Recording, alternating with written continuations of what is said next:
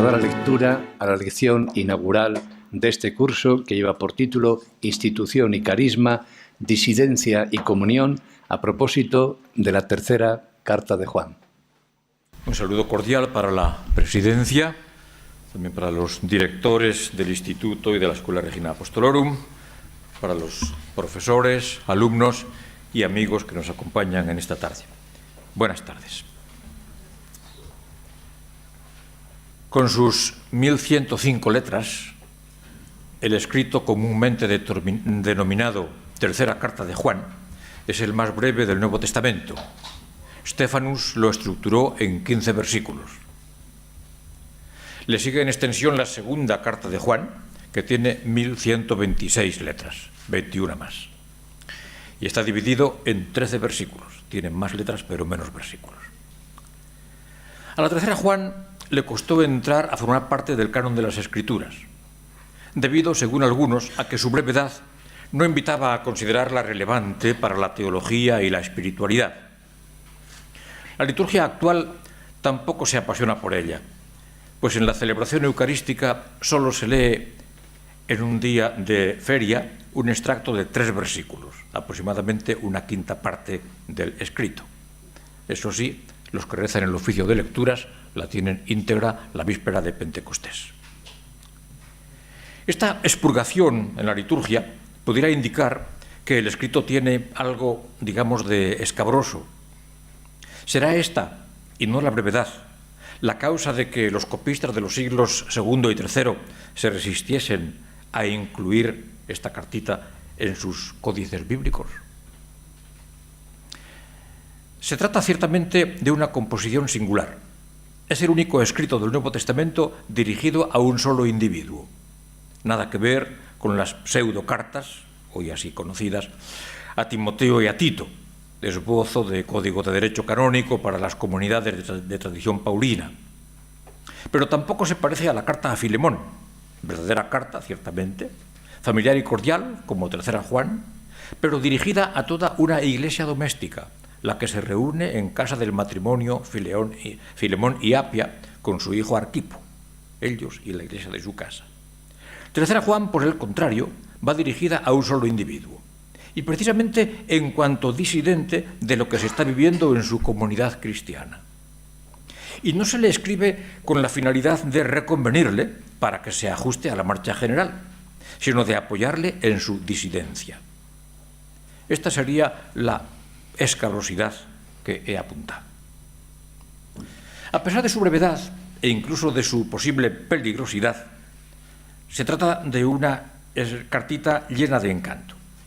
Es un desahogo personal, una confidencia, o si queremos, pequeña murmuración, de un dirigente eclesiástico que se siente rechazado por otro dirigente de rango inferior. Quizá alguna provincial o exprovincial aquí presente esté pensando, al menos el autor de Tercera Juan tuvo con quien confidenciarse. Por si fuera necesario, digo que el escrito es poco conocido, anticipemos lo esencial del argumento.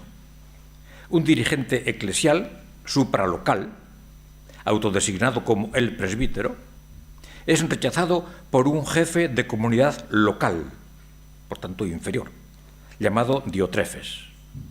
En semejante frustración, el presbítero ninguneado lo comenta confidencialmente con un tal Gayo, miembro de la comunidad de Diotrefes, pero crítico e insubordinado al mismo. El escrito debiera llamarse la carta a Gayo. El ambiente que se percibe en la tercera carta de Juan, en la carta a Gayo, es de un cierto mar de fondo, casi diríamos de un cierto mal de fondo. Deja entrever tensiones que solo parcialmente pueden sorprendernos. Ya hace tiempo que perdimos la inocencia de contemplar la iglesia naciente como un todo armónico, con un solo corazón y una sola alma. Eso sería una parte nada más de la descripción. Así lo formuló con intención edificante el autor de Hechos, y sin duda se realizó en algún momento y en algún lugar. En contra de tal generalización, el mismo autor de Hechos, a continuación de visión tan idílica, nos informa de la existencia en los primeros días de la Iglesia jerosolimitana de dos grupos un tanto contrincantes, hebreos y helenistas, y de una murmuración de un grupo contra el otro, lo que obligó a repensar la forma todavía elemental de organización. Recordemos el surgir y la verdadera función de los 7, como paralelos a los 12. De época muy anterior a la redacción de Hechos es la carta a los Gálatas. Allí nos dice Pablo que en la asamblea de Jerusalén tuvo que luchar contra falsos hermanos intrusos que se habían introducido subrepticiamente para espiar la libertad que tenemos en Cristo. Dice que comprometían nada menos que la verdad del Evangelio. La expresión la usa 2 veces. De ir contra la verdad del Evangelio, acusa también a Pedro en su narración del llamado incidente de Antioquía. Se vio obligado a reprenderle delante de todos. Más tarde nos dirá que en Corinto tuvo que medirse con contrincantes a quienes designa como pseudoapóstoles, artífices de engaño, disfrazados de apóstoles de Jesucristo. Desgraciadamente no conocemos bien las razones de los falsos hermanos intrusos, ni de Pedro, ni de los pseudoapóstoles de Corinto. Y no podemos dictaminar sobre quién anda acertado y quién no. Pues nos falta no sé si imposible, el audiatur et altera pars. Habría que preguntar también a los otros por qué pensaban así. De lo que no nos cabe duda es de que nuestros primeros hermanos en la fe, y particularmente los más implicados en su difusión, pasaron por momentos de tensión, perplejidad y quizás desorientación mientras elaboraban una ortodoxia elemental para su tiempo. La insubordinación de Diotrefes en nuestra carta para con el presbítero es un caso particular. En las comunidades paulinas el hecho está atestiguado con cierta frecuencia, y esto tiene una mayor gravedad por estar en tiempos apostólicos, con menos incertidumbre que en la generación postapostólica a la que pertenece Tercera Juan.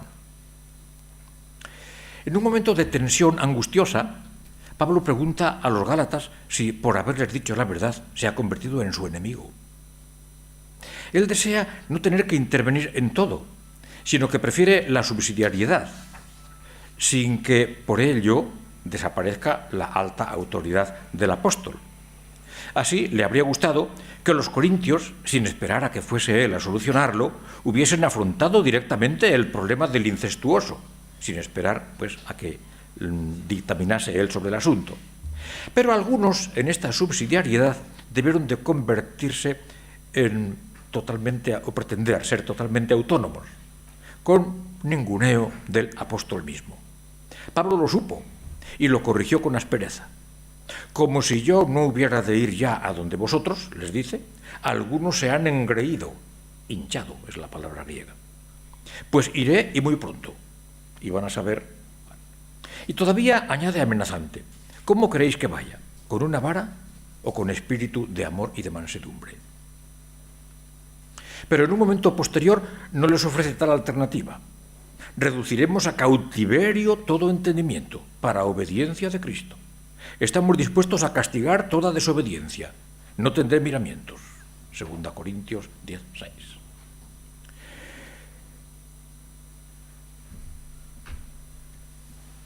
Con mucho va constatando que no siempre le es posible actuar con la paz y el cariño con que lo hizo, por ejemplo, al evangelizar Tesalónica, aun pudiendo hacer pesar sobre nosotros nuestra autoridad de apóstoles de Cristo.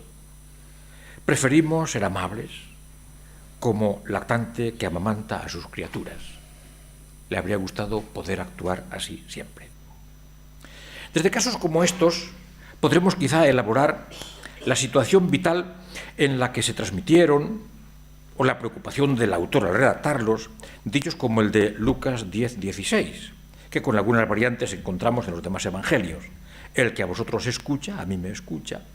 El que os rechaza, a mí me rechaza. Y si me rechaza a mí, rechaza al que me ha enviado. Más allá del sustrato jesuano, ¿no encontraremos aquí indicios de que a ciertos gobernantes eclesiales no se les tributa la obediencia que creen merecer? El problema, presente ya en los tiempos apostólicos, ahí está el caso de Pablo, tuvo que agudizarse en la época postapostólica, cuando los dirigentes no son ya los enviados directamente por el Señor. Así nos aproximamos mejor a la carta a Gayo. Todos conocemos a San Pablo como hombre luchador. A veces le llamamos el peleón, argumentando con pasión y descalificando a contrincantes, y a veces rechazado por sus propias comunidades. Pero de la Iglesia o de las iglesias del discípulo amado esperaríamos otra cosa. La imagen corriente del discípulo amado es ciertamente otra. Hundido sobre el pecho de Jesús, solo puede acumular paz y luego transmitirla a su iglesia o a sus iglesias. La iglesia del discípulo amado ha sido idealizada por la visión cristiana tradicional. Habría sido el reino del amor, de la contemplación, de la unidad sin fisuras. Un espacio de paz, guiada indefectiblemente por el Espíritu, prometido en el Sermón de la Cena, y experimentando lo que Jesús había pedido para ella, que todos sean uno. La expresión de 1 Juan 1:2-27 no puede ser más consoladora. No necesitáis que nadie os enseñe, pues sobre vosotros permanece la unción que habéis recibido de Él. En estas iglesias,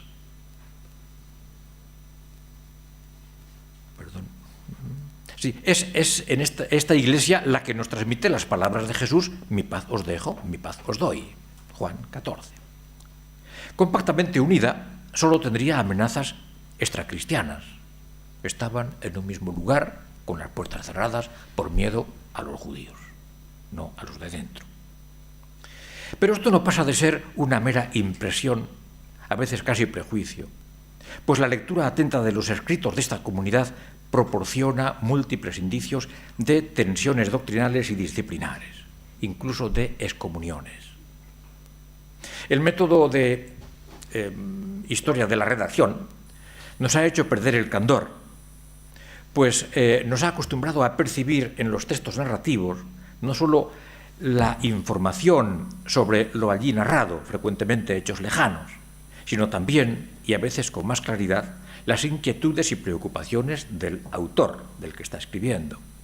De las 3 funciones del lenguaje subrayadas hace muchos años por Karl Bühler, a la autoexpresiva se le presta actualmente una gran atención.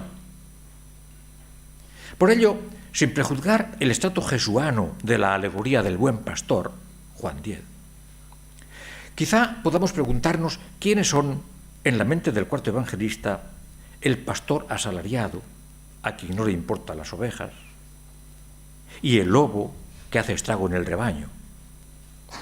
Por el escrito conocido como Segunda Carta de Juan, indiscutiblemente cercano al cuarto evangelio, sabemos que en algún momento existió preocupación, no sé si desmedida, por proteger a una comunidad de infiltraciones doctrinales peligrosas. Si alguien viene a vosotros y no trae esta doctrina, la confesión de Cristo venido en carne, no le recibáis en casa, ni le saludéis, pues quien le salude se hace cómplice de sus pecados. Quizás sea el versículo más duro del Nuevo Testamento.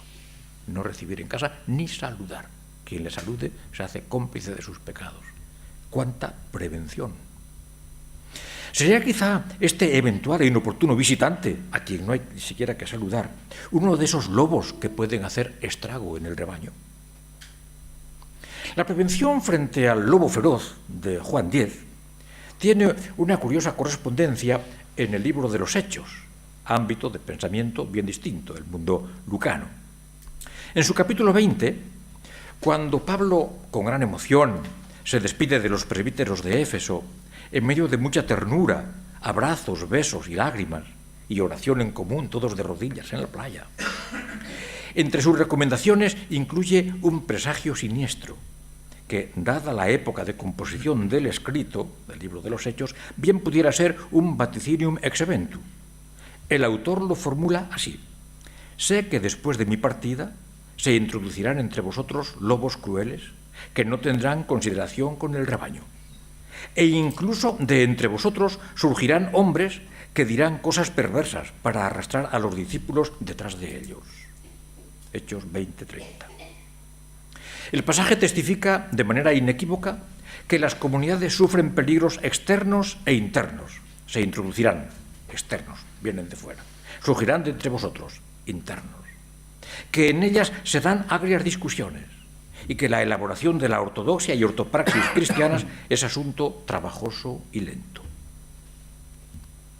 Existe una indiscutible analogía entre los lobos de Juan capítulo 10, el lobo que hace estrago, y los de Hechos capítulo 20, lobos que no tendrán consideración con el rebaño. Y en ambos pasajes está presente la exhortación a los pastores, a que lo sean de verdad, a que no huyan de su responsabilidad, sino que estén dispuestos a dar la vida por el rebaño, Juan capítulo 10, al frente del cual el Espíritu Santo los ha colocado, Hechos capítulo 20. ¿Estará de por medio alguna reprimenda a pastores que apacientan por sórdida ganancia, 1 Pedro 5:2, o a aquellos que ya encontramos en Ezequiel apacentándose a sí mismos, a quienes San Agustín dedica páginas interminables que cada año nos fatigan en el oficio de lecturas? Hurgando aún en la alegoría del buen pastor, podemos preguntarnos a qué se refería el redactor Juaneo cuando menciona aquellas ovejas que son de otro redil y que habría que reunir en el único aprisco del único Señor. En la primera carta de Juan se habla de algunos que se han marchado de la comunidad y se da a entender que es preferible que no regresen, pues salieron de entre nosotros, pero no eran de los nuestros. Probablemente algo tiene que ver con aquellos a quienes está prohibido incluso saludar si vuelven. Todo indica que se ha dado un cisma en la comunidad, cisma que el evangelista considera aún remediable. La oración, que todos sean uno, iría en esa dirección, pero que la primera carta de Juan y la segunda parecen dar por irreparable. Vayamos entonces a los personajes, a los cometidos, a los conflictos de la carta a Gayo. A pesar de su brevedad, Tercera Juan es rica en información, ya explícita, ya insinuada. Nos presenta con cierta aproximación algo de organización eclesial, en la que están implicadas diversas personas, cada una con características bastante definidas. Concretamente, el escrito menciona a 4 personas individuales y a 2 grupos imprecisos. Las personas individuales son el presbítero, Diotrefes, Gayo y Demetrio. ¿Qué sabemos de cada uno de ellos? Brevemente. El presbítero es el título con que se designa el autor de la carta. Al parecer es una personalidad reconocida en toda una región, con autoridad ejercida, o al menos pretendida, sobre un conjunto de comunidades más o menos próximas, a cuyos miembros llama mis hijos. De ahí su actividad epistolar. Tiene que intervenir en varias comunidades. Es remitente también de la segunda carta de Juan, dirigida a una comunidad que denomina como la señora electa. En términos actuales, sería como un metropolitano. Hace visitas a las iglesias sufragáneas y, si es preciso, corrige a sus dirigentes. Dada su autoridad, aunque no aceptada por todos, siempre se ha visto en él, cuando no al mismísimo discípulo amado, al menos a alguien muy cercano al mismo y fiel depositario de su legado teológico espiritual, su legado que él define 2 veces en la carta como caminar todos en la verdad. Bien, la noticia de Papías sobre el sepulcro de Juan el presbítero, que él conoció en Éfeso, hoy no resuelve gran cosa. Segundo personaje, Diotrefes. A este más bien le llamaríamos el prelado, si el presbítero era el metropolitano. El prelado. Tiene las características de jefe local, maestro gobernante, o como formuló Harnack, sería el primer obispo monárquico de nombre conocido.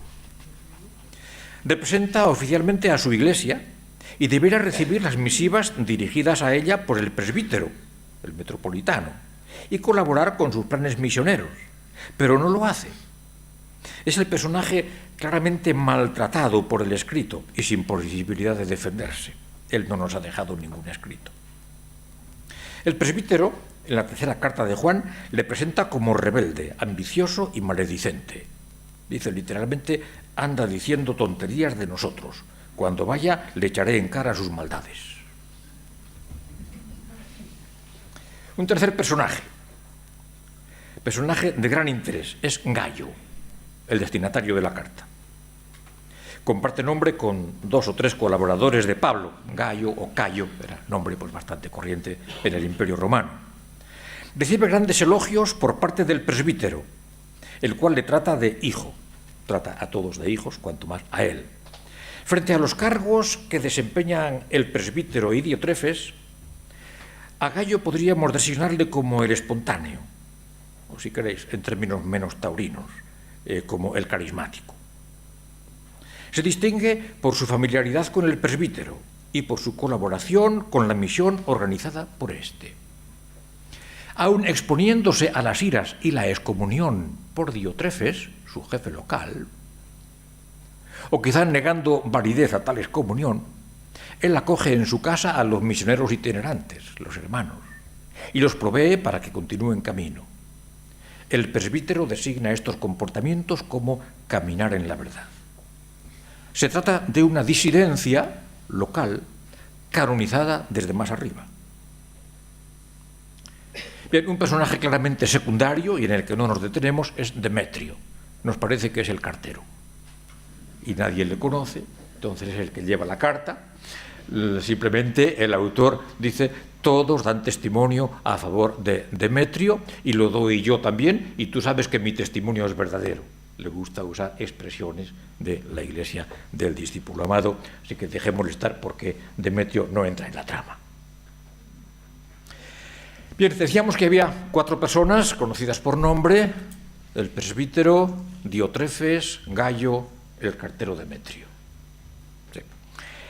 2 grupos menos definidos, los hermanos y los amigos.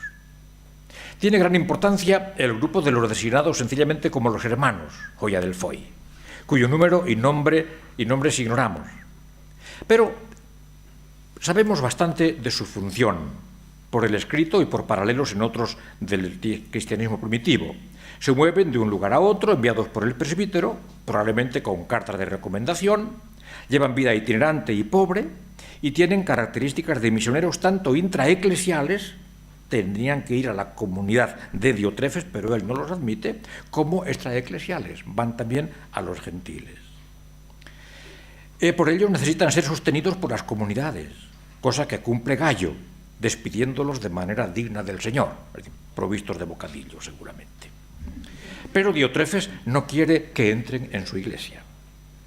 Nos recuerdan muy de cerca la figura de Apolo en el mundo paulino, la figura de los apóstoles o profetas itinerantes de la Didache, capítulo 11, aquellos que no pueden quedarse más de 3 días ni pueden pedir dinero, porque en tal caso serían falsos profetas.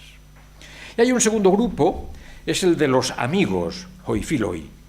Se trata de adeptos a la persona y praxis de Gayo, con el que comparten disidencias respecto de Diotrefes.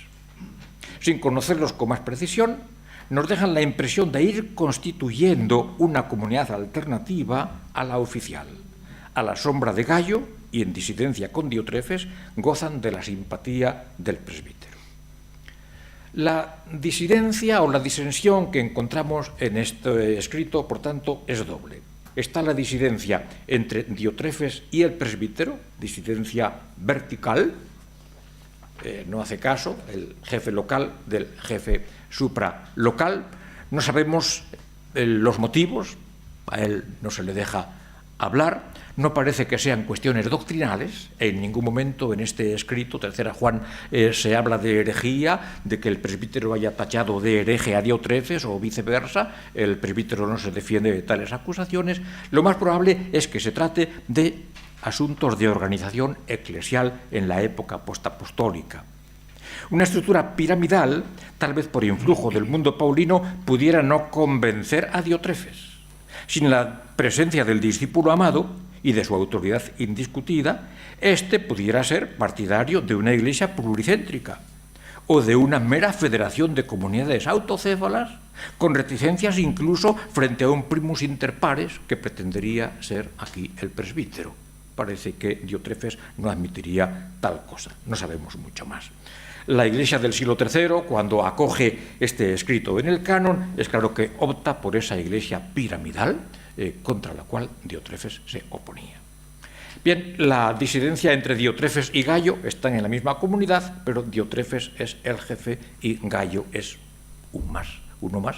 Se opone a Diotrefes, no le importa su excomunión, él acoge las cartas que envía el presbítero, él acoge a los misioneros enviados por el presbítero, se expone a la excomunión y esa excomunión no le importa. Y junto a Gayo se está reuniendo el grupo de los amigos.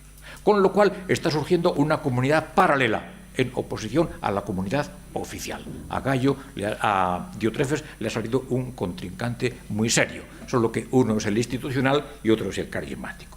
Bien, para concluir, nos están diciendo que andamos escasos de tiempo. La Iglesia y la vida consagrada, siempre en construcción. Por entonces la Iglesia estaba en construcción. Me parece que era como esos subcontinentes que todavía no se han asentado del todo y hay fallas geológicas y de vez en cuando en ellos hay terremotos y se está esperando que aquello se serene. La época postapostólica tiene sin duda estas características. Bien, tanto a nivel de organización eclesial como de vida consagrada, los problemas manifestados en la tercera carta de Juan han seguido presentes a lo largo de los siglos. Cuando se celebraban las exequias por Juan Pablo II, concluida la Eucaristía, un grupo de clérigos de rito oriental cantó un largo y pesado responso, pesado al menos para nuestros oídos occidentales. Ante la televisión, un hermano de comunidad me dijo con buen humor: lo que hay que soportarles para mantenerlos en la comunión. A la inversa, en el siglo XIX hubo historias muy tristes de algunos patriarcas orientales que se sintieron humillados por Roma. Se cayó en el cisma de hecho, hubo algún patriarca que de hecho interrumpió las relaciones con Roma hasta que no muriese tal papa, no lo hizo público y así no se pasó al cisma. Eran crisis de tipo vertical como entre Diotrefes y el presbítero. Estas se seguían dando. Bien, se sabe hoy por parte de Roma que hay que andar con pies de plomo en todo esto, la relación con los patriarcas, la unidad es frágil. Es ardua la tarea de compaginar el celo por todas las iglesias, Roma, con el celo por la propia identidad y prerrogativas que las iglesias patriarcales ven fácilmente amenazadas por posible nivelación latinizante. Pero permitidme un cuestionamiento personal. En relación con este exótico mundillo, alguna vez me he preguntado, ¿sigue en vigor la llamada evangélica a la humildad, a negarse a sí mismo, a estar dispuestos a renunciar y perder? También se lo preguntaríamos al presbítero y a Diotrefes, por supuesto. En la Edad Moderna, creo que más que en épocas anteriores, me meto en el campo de la historia que no conozco tanto, surgieron en la vida religiosa numerosos movimientos de reforma, con frecuencia desde las bases. Entre los monjes aparecieron las observancias que dieron vida a las congregaciones. La poderosa congregación cisterciense de Castilla dejó de participar en el capítulo general de la orden. Sencillamente se independizó. Crisis vertical. Entre los conventuales surgieron generalmente por obra de líderes carismáticos, en forma horizontal, por tanto, los descalzos, los observantes, los recolectos, los estrictos y otras tantas denominaciones que van en la misma dirección o manifiestan la misma pretensión, con procesos de muy variadas relaciones entre grupos, desde épocas de guerra campal hasta coexistencia pacífica, separación amistosa, aparición de nuevas formas de comunión. Recordemos, cada uno con características diferentes, casos más tardíos, misioneros monfortianos separados de hermanos gabrielistas u otros semejantes, o en la España del siglo XIX, divisiones a veces simplemente por distancia o distanciamiento regional, las siervas de y las hijas de, las franciscanas de y las capuchinas de, o incluso algunos casos más recientes que no voy a mencionar. Fueron y son tiempos de búsqueda, a veces con dolor, pero también con ilusión loable. Ha sido gratificante, al menos para mí muy gratificante, ver en los últimos años alguna circular firmada por los 4 ministros generales franciscanos. Alabemos al Señor, pues su propuesta sigue viva entre nosotros. Mi paz os doy, que todos sean uno. Parece que Diotrefes, Gallo y el presbítero pueden llegar a darse el abrazo de paz. Muchas gracias.